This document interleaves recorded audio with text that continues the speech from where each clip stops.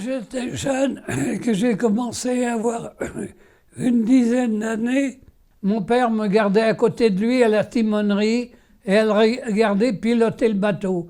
Et c'est là que j'ai appris mon métier. Et quand il passait d'une rive à l'autre, je lui demandais, ça commençait déjà à m'intéresser, à dire « Pourquoi tu changes de rive ?»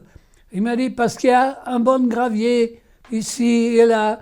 En ce moment, le Rhône est bas. Il ne s'agit pas d'y passer dessus, sinon on évente la coque du bateau. » Comme le Rhône n'était pas aménagé, effectivement, il y avait beaucoup de haut fond.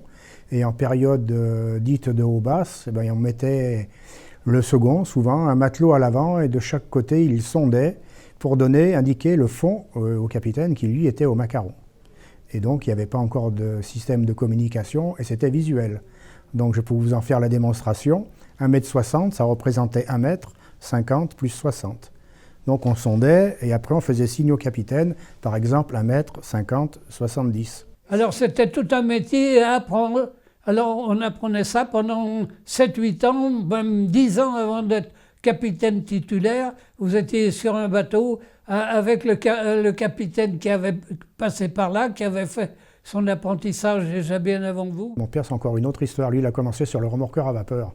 Bon, il n'est plus là pour vous raconter cette époque. La vie à bord n'était pas la même. La vie sur les remorqueurs, ils avaient quand même 22 membres d'équipage. Sur un automoteur, on est avec sa famille, il y a un second, un matelot, on organise sa vie.